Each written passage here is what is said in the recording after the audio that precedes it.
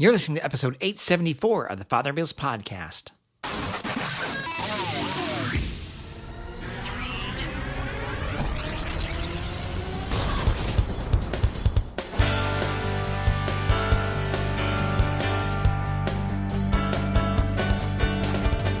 Welcome back. This week's episode is entitled, What Blinds You from Seeing? Given on the fourth Sunday in Lent 2023.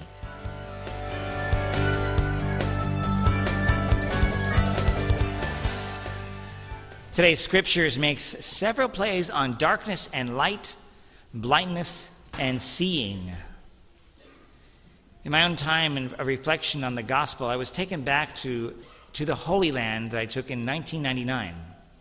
We passed, in this case, through the waters of the Gihon Springs, which actually is a tunnel that goes underneath the city of Jerusalem. And you better have a flashlight, and you better not be claustrophobic, because, boy, that'd be a real bummer. At the end of this tunnel, it would open up into what they believed at the time was the remnants of the Pool of Siloam. I was greatly moved with a sense of, wow, being near this place where this miracle took place. But in 2002, an excavation of the grounds due to a waterworks project in Jerusalem uncovered a series of large steps encompassing what would turn out to be the actual Pool of Siloam. Amazing, right? The world's archaeologists had a sense about where it was, but they were blind since they had been completely covered up 2 millennia ago, or through 2 millennia, with dirt and debris. And only 2,000 years later, its appearance was revealed by an accident. What was lost to history had been found. What only in our imagination we could possibly conceive was now conclusively present for anyone to see. How often have we been actually blind when we thought we could see? The irony of today's scriptures is that the sighted are blind and the blind can see. Now, in my life, there have been times when I've been blinded to the amazing things around me. On an occasion, a sense of dullness occurs, a spiritual apathy. I may get up in the morning and have a sense of emptiness, meaninglessness, or maybe even fear. I might lack the enthusiasm I might normally have. All the while, God is doing all kinds of things around me. And when I recognize my malaise, I try not to let it rule the day. Instead, I start asking myself, what is occupying my time? And what are the distractions that have crept into my days such that I've closed myself off and have become blind to the good things of God going on around me? By the way, St. Thomas Aquinas would describe this as a form of sloth, defined as an oppressive sadness or sorrow that we can experience when in the face of amazing good things in our midst.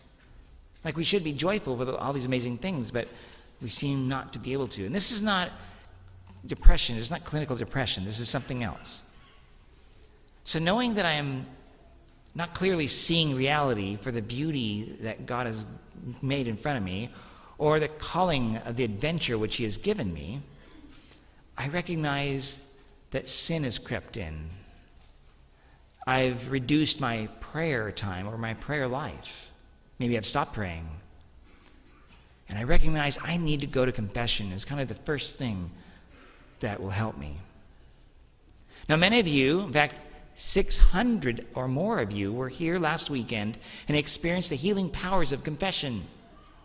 It was truly amazing. Quite literally, 600 miracles waiting to happen.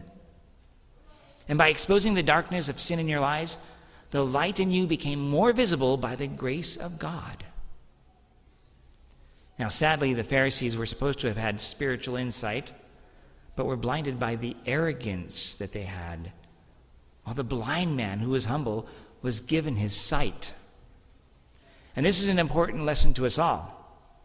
Among the most dangerous sins one can commit, arrogance is near the top. And it's evidenced by the scriptures where Jesus interacts with so many people, but he shows great compassion for the humble, but castigation for the prideful. So where do we stand? Well, here's a potential litmus test that may help us see, or what we don't see, where God is in our work, but we struggle, especially when things are going bad. The question may seem unrelated, but give this a moment to sink in. Here we go. Do I give thanks and glory to God in the good times and in the bad times? Am I grateful? Or do I think that I'm the center of the world, my world? Do I believe that I have to solve all my own problems by myself?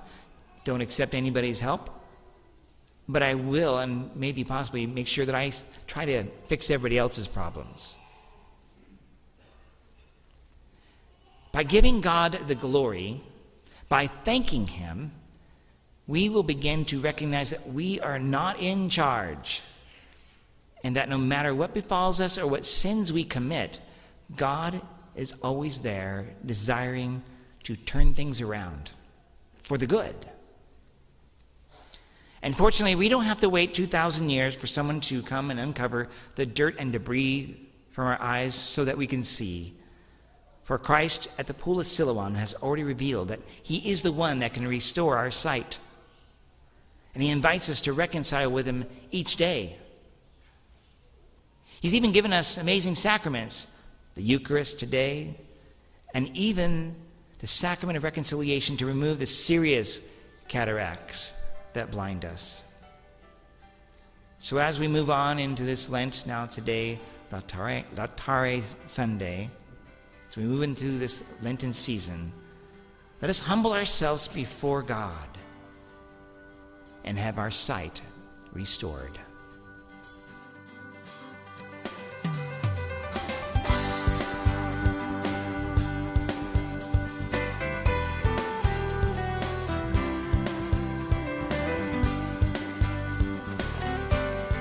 Thank you again for listening to this episode of the Father Bill's podcast.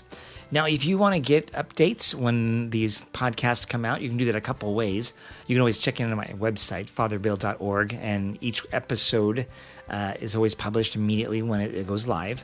And you can also go to Facebook. I mean, look for myself, look for Father William Holtzinger on Facebook. I publish that right afterwards, or I put a link on there so you can go and check that out. Also on YouTube, look for, in fact, this is an easy way to get to YouTube on my page.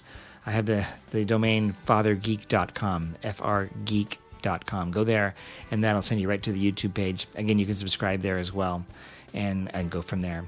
Also, on that same webpage are my Friday Reflections. You can subscribe separately to that if you wish, and or at least there's a playlist there you can take a look at. You can see all the Friday Reflections before. But if you have any questions or comments for me, so that I might be able to respond to you, I would use the Facebook page. I'm quick to respond on that.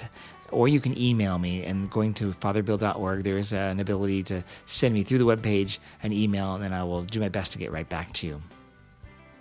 Now, next week, Deacon Brett will be preaching, and that means I will be on a hiatus for a weekend, so probably you won't hear of a podcast unless something remarkable happens. Deacon Brett's an excellent homilist, and you can check him out also on our webpage. That's h-t.org. That's our parish webpage, and all of our homilies are there. But sometimes I will actually publish one of his homilies on my podcast because they're so good. And so there may be one, and if there is one next week, it will be him. It won't be me. I hope that makes sense. Anyhow, I hope you have a great rest of your Lenten season. God bless you, and I'll talk with you soon. Bye-bye.